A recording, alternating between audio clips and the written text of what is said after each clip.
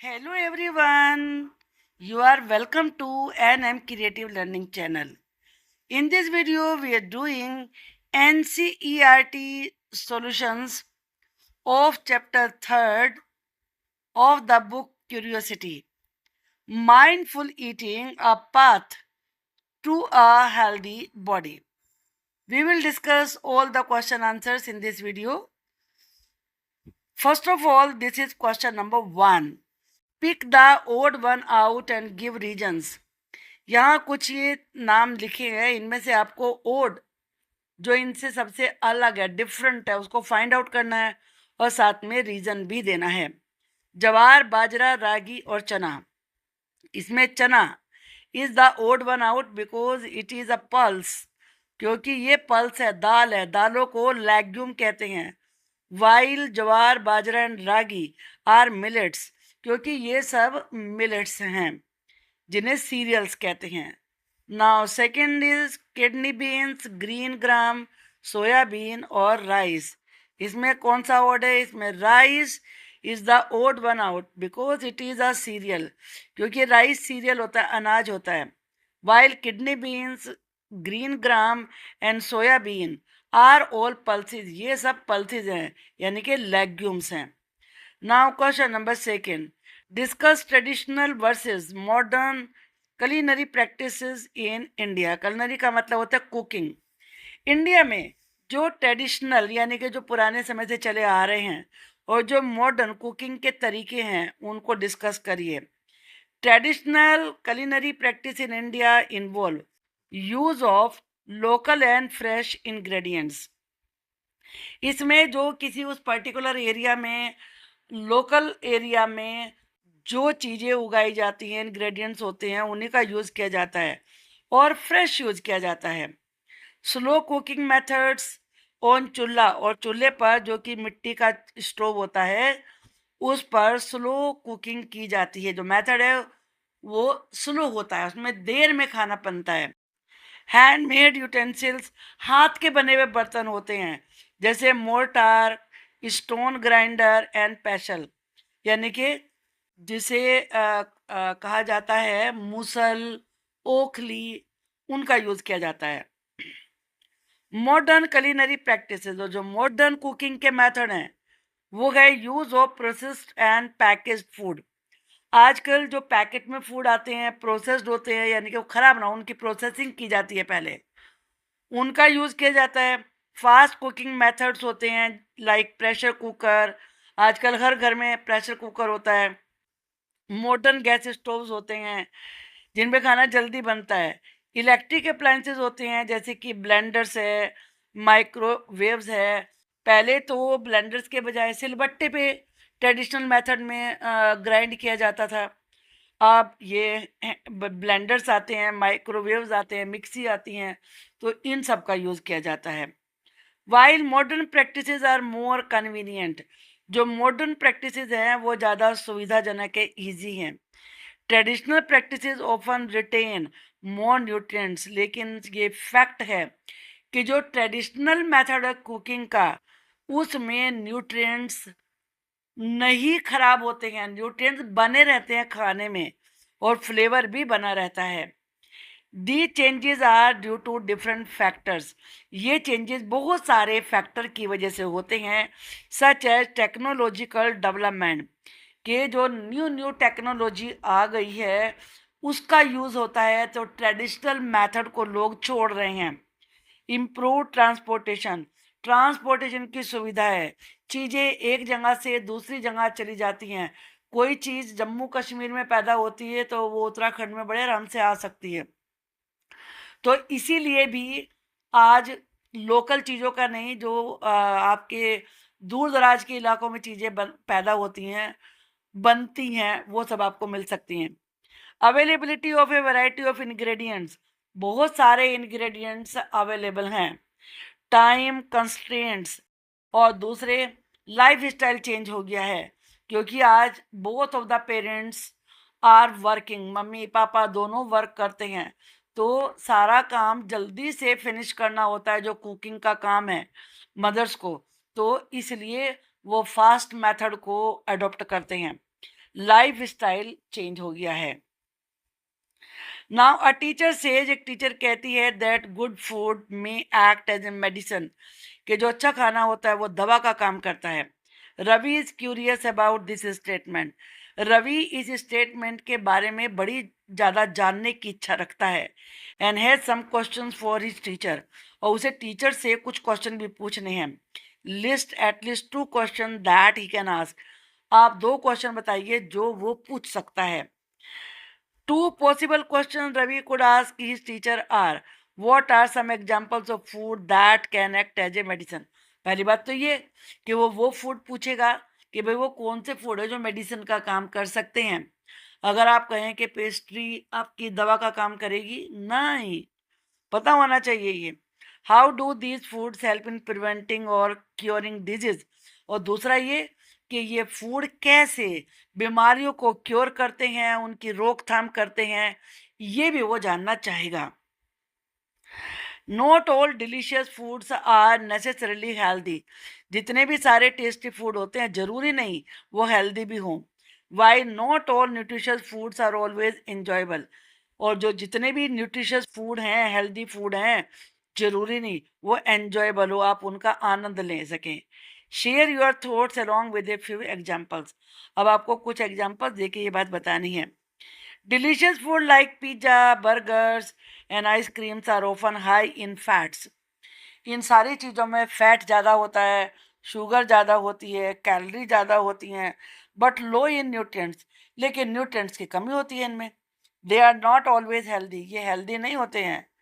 On the other hand, nutritious food like bitter gourd, कुछ nutritious food जैसे कि करेला, स्पिनच, पालक एंड स्प्राउट्स, जो अंकुरित दालें होती हैं, मूंग होती है, चने होते हैं, ग्राम होता है, may not be as tasty for some people. हो सकता है कुछ लोगों को वो इतने टेस्टी ना लगें। They may not be always tasty, हो सकता है वो हमेशा टेस्टी ना लगें, but are very good for health, लेकिन हेल्थ के लिए अच्छे होते हैं।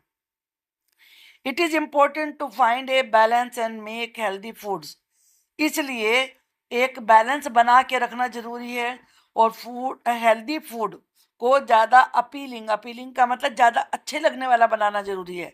कैसे? By experimenting with different recipe, कि अलग अलग रेसिपी को यूज़ करें जिससे कि नई चीज़ बन के आए, वो न्यूट्रिशियस भी हो और टेस्टी भी हो। एंड कुकिंग मेथड, और नए नए कुकिंग मेथड अपनाएं। आजकल तो बहुत सारे कुकिंग मेथड आ गए हैं। ओवन में कुक किया जा सकता है, एयर फ्रायर होता है जिसमें हॉट एयर से कुक हो जाता है, स्टीमिंग होती है जैसे मोमोज वगैरह स्टीम होते हैं। तो बहुत सारे मेथड हैं, इससे भी न्यूट्रिशियस फूड बनाया जा सकता है। Medu does not eat vegetables, medu vegetables नहीं खाता। And enjoy biscuit, noodles and white bread, उसे ये चीज़ें ज़्यादा अच्छी लगती हैं। ही ओफन हैज स्टमक एक, अक्सर इसीलिए उसके पेट में दर्द रहता है। एंड कॉन्स्टिपेशन, और कब्ज रहता है, मतलब पोटी नहीं आती है।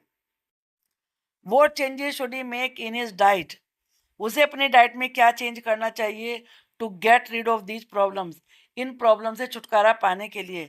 Explain your answer.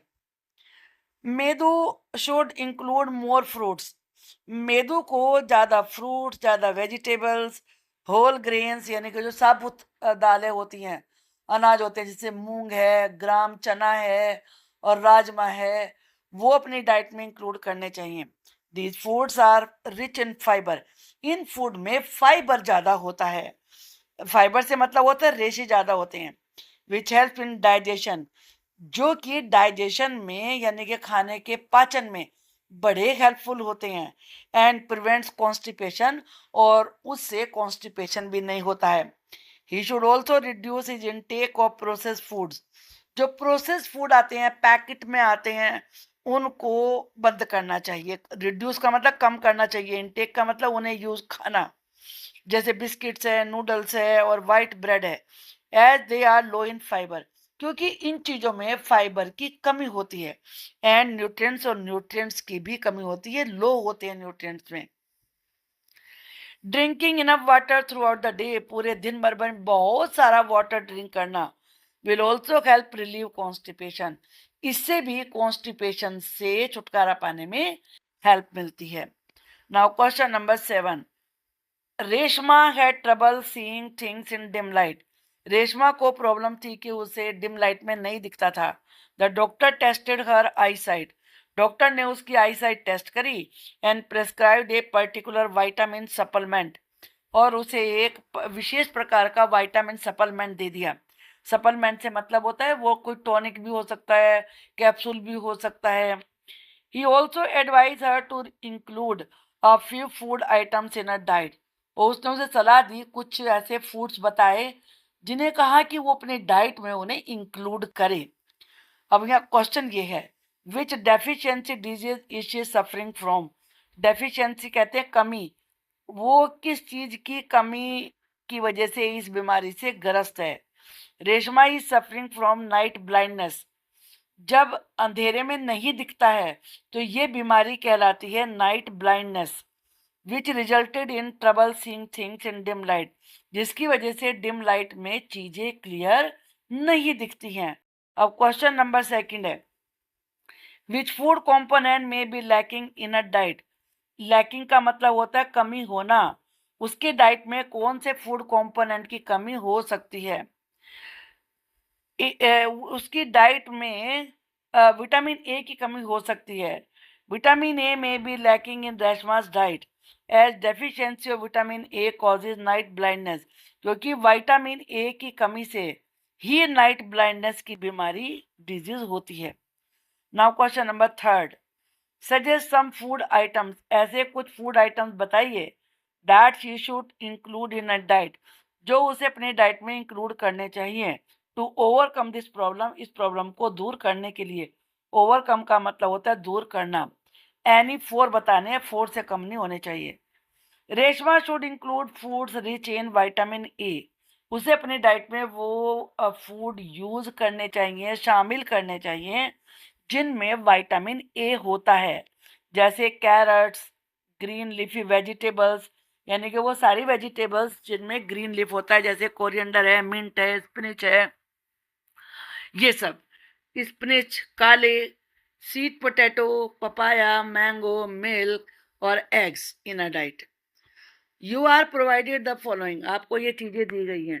Canned fruit juice, can में जो आता है फ्रूट जूस, वो फ्रेश फ्रूट जूस जो गिलास में आपको जूस वाला बना के देता है या मम्मी बनाती हैं आपकी, और फ्रेश फ्रूट ही दे दिया। Which one would you prefer and why, तुम कौन सा पसंद करोगे और क्यों। प्रेफर का मतलब होता है पसंद करना। I would prefer fresh fruit, मैं फ्रेश फ्रूट प्रेफर करूंगा। Fresh fruits are the most nutritious, क्योंकि जो फ्रेश फ्रूट्स होते हैं वो बहुत पोषक होते हैं। As they retain all their vitamins, minerals and fibre, क्योंकि वो सारे विटामिन, सारे मिनरल्स और सारे फाइबर को अपने में रखते हैं, उनमें सारी चीजें होती हैं। ये fresh fruit juice are a good second choice. इसके बाद दूसरे नंबर पर अगर उसे लेना पड़ेगा तो वो होगा fresh fruit juice. As they contain most of the nutrients, उसमें ज्यादातर न्यूट्रिएंट्स रहते हैं मौजूद, but the fibre is low, लेकिन फाइबर नहीं रहता। Canned fruit juice very often have added sugar, जो कैन में फ्रूट जूस होते हैं उनमें शुगर ऐड की भी होती है, और साथ में होते हैं प्रिजर्वेटिव्स, ताकि वो खराब ना हो, स्पॉइल ना हो। And may lose some nutrient during processing, और जब उनकी प्रोसेसिंग की जाती है तो उसमें से कुछ न्यूट्रिएंट्स उसमें से खत्म हो जाते हैं, इसलिए वो सबसे बाद की चॉइस होगी।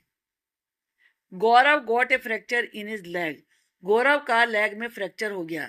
His doctor aligned the bones, align का मतलब एक सीध में बैठा देना, उसने बोन्स को ठीक से बैठा दिया। And put on A plaster, फिर प्लास्टर लगा दिया। The doctor also gave him calcium tablets, doctor ने उसे calcium tablet the. On the second visit the doctor gave him vitamin D syrup, doctor ने उसे विटामिन डी सिरप दिया और साथ में दिया calcium tablets. Refer to figure 3.5, आपकी बुक में ये फिगर दी गई है। Answer the following questions. अब जो इसमें फिगर दी गई है वो ये वाली फिगर है। आप इस वाली फिगर को यहाँ से चेक करेंगे, इसमें विशेष रूप से आप देखेंगे विटामिन डी को। तब आप इस क्वेश्चन का आंसर दे सकते हैं। पहले मैं बता देती हूँ, ये जो विटामिन डी होता है उसमें विटामिन डी दिया ना और कैल्शियम दिया। पहले कैल्शियम दिया तो keeps bones and teeth healthy, ये बोन्स को हेल्दी रखता है। और ये किस में होता है? मिल्क में, सोया मिल्क में, कर्ड में, चीज में, पनीर में। अगर ये कमी होती है, आपकी बॉडी में कैल्शियम की कमी हो गई है, तो बोन एंड टूथ डीके, ये कमजोर पड़ने लगते हैं। Weak bones and tooth decay, आपकी बोन्स कमजोर हो जाती हैं और जो टूथ है वो खराब होने लगते हैं। अब विटामिन डी क्या करता है? Health body absorb calcium for bone and teeth health. आपने कैल्शियम खा लिया लेकिन आपकी बॉडी में विटामिन विटामिन डी की कमी है, तो कोई फायदा नहीं है, क्योंकि विटामिन डी ही हेल्प करता है हमारी बॉडी की कैल्शियम को एब्जॉर्ब करने में। और ये मिलता कहाँ से? एक्सपोजर टू सनलाइट, सनलाइट में रहें, मिल्क पिए, बटर, फिश, एग्स ये खाएं। इसके कमी से शरीर में रिकेटस रोग हो जाता है, मतलब जो बोन्स होती हैं वो टेढ़ी मेढ़ी हो जाती हैं, सॉफ्ट एंड बेंट बोन्स। अब ये हमने फिगर देख ली है, अब हम देखते हैं क्वेश्चन और उनके answer. Why did the doctor give calcium tablet to Gaurav? अब आपको ये बात खुद ही समझ में आ गई होगी वैसे। The doctor give calcium tablet to Gaurav to help in the healing, ताकि उसकी बोन्स की हीलिंग ठीक हो, मतलब हील का मतलब होता है ठीक होना, strengthening of his fractured bone, और जो उसकी बोन टूट गई है, फ्रैक्चर आ गया जिसमें, वो स्ट्रॉन्ग बन जाए। सेकंड था, सेकंड विजिट में why did the doctor give vitamin D syrup along with calcium tablet? Calcium tablet के साथ विटामिन डी सिरप भी क्यों दिया? Vitamin D help the body absorb calcium better, क्योंकि विटामिन डी हमारी बॉडी की हेल्प करता है कैल्शियम को अच्छे तरीके से एब्जॉर्ब करने में। So the doctor gave vitamin D syrup, इसीलिए डॉक्टर ने विटामिन डी सिरप दिया। To ensure better absorption of calcium tablet for faster healing, ताकि बॉडी जल्दी से और बेटर तरीके से कैल्शियम को एब्जॉर्ब कर सके। थर्ड क्वेश्चन है, what question arises in your mind about the choices made by the doctor in giving the medicine? कि मेडिसिन को देने के बारे में जो डॉक्टर ने मेडिसिन दी थी गौरव को, आपके मन में क्या सवाल उठता है उसको लेके? The question that arises is why was the vitamin D not given in the first visit along with calcium tablet? कि जब पहली विजिट में कैल्शियम टैबलेट दी गई थी उसी समय विटामिन डी क्यों नहीं दिया? और क्वेश्चन भी आप सोच सकते हैं। Question number 9, sugar is an example of carbohydrates. Sugar carbohydrate का एग्जाम्पल है। Sugar is tested with iodine solution. Sugar, iodine से आप शुगर को टेस्ट कर सकते हैं, but it does not change to blue black colour, लेकिन वो तो ब्लू ब्लैक कलर में चेंज ही नहीं होती। आपने ये पढ़ा है कि जिसमें स्टार्च होता है उस पे आप आयोडीन की ड्रॉप्स डालें तो उस चीज का कलर ब्लू ब्लैक हो जाता है, शुगर कम नहीं हुआ। What can be a possible reason? तो इसका रीजन क्या हो सकता है? Iodine solution reacts specifically with starch. जो आयोडीन सॉल्यूशन होता है वो विशेष रूप से स्पेसिफिकली स्टार्च के साथ रिएक्ट करता है, not with simple sugar, sugar के साथ नहीं। It is use to test the presence of starch in a substance. Iodine का यूज किसी भी सबस्टेंस में, किसी भी चीज में स्टार्च की प्रेजेंस को टेस्ट करने के लिए किया जाता है। When iodine comes into contact with starch, जब आयोडीन स्टार्च के कांटेक्ट में आता है, it forms a blue black complex, तो उसमें एक ब्लू ब्लैक चीज बन जाती है, इसलिए कलर चेंज हो जाता है। Sugar is a simple carbohydrate, जबकि शुगर तो सिंपल कार्बोहाइड्रेट, उसमें स्टार्च होता ही नहीं है, and does not contain starch, therefore it does not change colour, इसलिए वो कलर चेंज नहीं करता है when tested with iodine solution, जब उसे आयोडीन सॉल्यूशन से टेस्ट किया जाता है। Question number 10, what do you think of Raman's statement? आप रमन के इस स्टेटमेंट के बारे में क्या सोचते हैं? ऑल स्टार्चेज आर कार्बोहाइड्रेट्स, जितनी चीजों में स्टार्च होता है वो सब में कार्बोहाइड्रेट होता है। But not all carbohydrates are starches, लेकिन सारे कार्बोहाइड्रेट में स्टार्च नहीं होता। मतलब स्टार्च में कार्बोहाइड्रेट है, लेकिन जितने कार्बोहाइड्रेट हैं जरूर नहीं उनमें स्टार्च हो। Describe the design of an activity to test your answer. जहाँ एक एक्टिविटी दी गई है, Raman's statement is correct. All starches are complex carbohydrate, जितने भी स्टार्च होते हैं उन सब में कार्बोहाइड्रेट होता है। But not all carbohydrates are complex, लेकिन जो कॉम्प्लेक्स कार्बोहाइड्रेट होते हैं उसी में स्टार्च होता है, और सारे जितने भी कार्बोहाइड्रेट्स हैं वो सारे कॉम्प्लेक्स नहीं होते। सिंपल कार्बोहाइड्रेट, जो सिंपल कार्बोहाइड्रेट हैं जैसे शुगर्स है, उनमें स्टार्च होता ही नहीं है। यहाँ दो चीजें समझनी है, सिंपल और कॉम्प्लेक्स। कॉम्प्लेक्स कार्बोहाइड्रेट में स्टार्च होगा, जो सिंपल कार्बोहाइड्रेट है उसमें नहीं होगा। और जो शुगर है वो सिंपल कार्बोहाइड्रेट है। To test this we can take different food items. हम कुछ अलग अलग तरीके के फूड आइटम्स लें और फिर टेस्ट करें, जैसे शुगर है, ब्रेड है, पोटैटो है, मिल्क है। इन सब पे आयोडीन सॉल्यूशन डाल के देखें। We can test each food item with iodine solution. अगर वो ब्लू ब्लैक हो गए तो इसका मतलब उनमें स्टार्च है, और अगर वो ब्लू ब्लैक नहीं हुए तो इसका मतलब नहीं है उनमें starch. The food items containing starch. अब यहाँ कुछ फूड आइटम दिए हैं जिनमें स्टार्च होता है, वो है ब्रेड, पोटैटो। ये ब्लू ब्लैक हो जाएंगे जब आप इन पे आयोडीन सॉल्यूशन की, सॉल्यूशन का मतलब होता है घोल, आयोडीन सॉल्यूशन की ड्रॉप्स डालेंगे।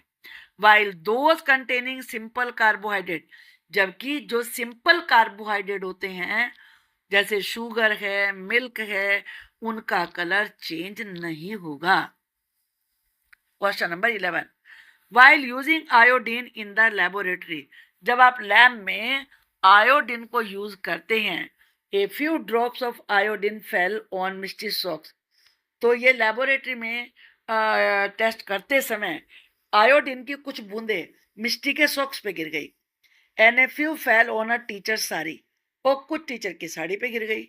The drops of iodine on the sari turn blue black. तो जो आयोडीन की बूंदे थी वो साड़ी के ऊपर जो गिरी थी वो तो ब्लू ब्लैक हो गई। While the colour on the sock did not change, जबकि जो सॉक्स का कलर था वो चेंज ही नहीं हुआ। What can be a possible reason. आपने सोचा, चलिए बताते हैं। The teacher sari likely contains starch. हो क्योंकि आप जानते हैं स्टार्च से मतलब सोचिए कि आपके घर में भी कुछ ऐसे कपड़े होंगे, पापा के कुर्ता पायजामा या मम्मी के कुछ साड़ी सूट जिन जो कॉटन के होते हैं उनमें स्टार्च लगाते हैं ताकि वो खड़े खड़े रहें। तो जो टीचर की साड़ी थी वो ब्लू ब्लैक कलर उसका हो गया जहां आयोडीन गिरा था। तो उसका कारण ये हो सकता है कि टीचर की साड़ी में स्टार्च लगा हुआ होगा, क्योंकि स्टार्च होगा तब भी आयोडीन की ड्रॉप से वो ब्लू ब्लैक में कलर में चेंज होता है। Which reacts with iodine to turn blue black. अब मिस्टी के जो सॉक्स हैं are likely made of synthetic fibre. वो हो सकता है सिंथेटिक फाइबर के बने हुए हों, जैसे कि पोलिएस्टर है, नायलॉन है। इसमें तो स्टार्च नहीं होता, तो ये तो सिंथेटिक होते हैं, केमिकली प्रिपेयर किया जाता है इन्हें। Which do not contain starch, इनमें स्टार्च नहीं होता, and therefore do not react with iodine, इसीलिए वो आयोडीन से रिएक्ट नहीं करते हैं। Now question number 12, why are millets considered a healthy choice of food. Millets को हेल्दी फूड चॉइस क्यों माना जाता है। Can eating just millets suffice for the nutritional requirement of the body. क्या केवल मिलेट्स खाने से ही हमारी बॉडी की सारी न्यूट्रिएंट्स की रिक्वायरमेंट पूरी हो जाती है। डिस्कस करिए। Millets are considered a healthy food choice. आपको पता है कि इस ईयर को जो 2024 गया उसको मिलेट ईयर कहा गया था पूरे वर्ल्ड में।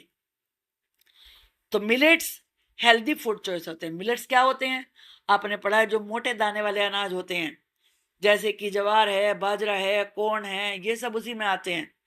रागी है, because they are rich in nutrient, क्योंकि ये न्यूट्रिएंट्स में बहुत रिच होते हैं। जैसे प्रोटीन्स होते हैं उनमें, मिनरल्स भी होते हैं, विटामिन्स भी होते हैं, और बहुत सारा होता है fibre. However eating just millets can not suffice का मतलब होता है पर्याप्त होना, सफिशिएंट होना। लेकिन केवल मिलेट्स खाना ही पर्याप्त नहीं है for all the nutrition needs of the body की सभी न्यूट्रिशन नीड को पूरा करने के लिए। Our body requires a variety of nutrients, हमारी बॉडी को बहुत सारे न्यूट्रिएंट्स की जरूरत होती है फ्रॉम डिफरेंट फूड ग्रुप्स, और ये सारे न्यूट्रिएंट्स अलग अलग फूड ग्रुप से आते हैं, जैसे पल्सेस है, फ्रूट्स हैं, वेजिटेबल्स हैं, डेयरी प्रोडक्ट्स हैं। अब मिलेट से तो वही मिलेगा ना जो उनमें है, जो जो चीज हमें फ्रूट से मिलती है, वेजिटेबल से मिलती है, डेयरी प्रोडक्ट्स यानी कि मिल्क वगैरह से मिलती है, और वो हमारी हेल्थ के लिए, हेल्थ के डेवलपमेंट के लिए बहुत जरूरी होते, तो वो कैसे मिलेंगे मिलेट से? Millets can be a healthy part of a balance diet, इसलिए मिलेट्स हेल्थ बैलेंस डाइट का एक इम्पोर्टेंट पार्ट है, लेकिन ये कंप्लीट बैलेंस डाइट नहीं है। You are given a sample of a solution, आपको एक सॉल्यूशन का सैंपल दिया गया। सॉल्यूशन से मतलब यहाँ पर क्या है? घोल, mixture. How would you check the possibility of it being an iodine solution, अब आप कैसे चेक करेंगे कि ये आयोडीन सॉल्यूशन है या नहीं है?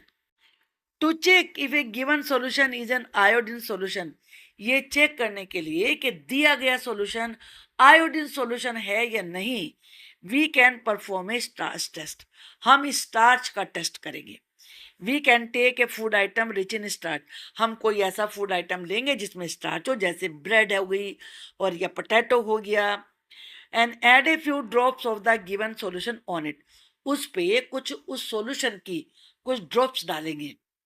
If the solution is iodine, अगर ये सॉल्यूशन आयोडीन होगा, the food item will turn blue black, तो फूड आइटम ब्लू ब्लैक हो जाएगा, confirming the presence of starch, और इससे कंफर्म हो जाएगा कि हाँ भाई इसमें स्टार्च है। If there is no colour change, अगर कलर चेंज नहीं होता है, the given solution is not iodine, तो पता चल जाएगा कि जो सॉल्यूशन आपको दिया था वो आयोडीन है ही नहीं। आई होप कि एनसीईआरटी सॉल्यूशन आपको अच्छी तरीके से समझ में आ गए होंगे। एक्स्ट्रा क्वेश्चन आंसर के लिए चैनल पर बने रहिए। Very soon you will get a video of MCQs and extra questions. Thank you for watching. Please drop a comment to let me know how you feel about this video.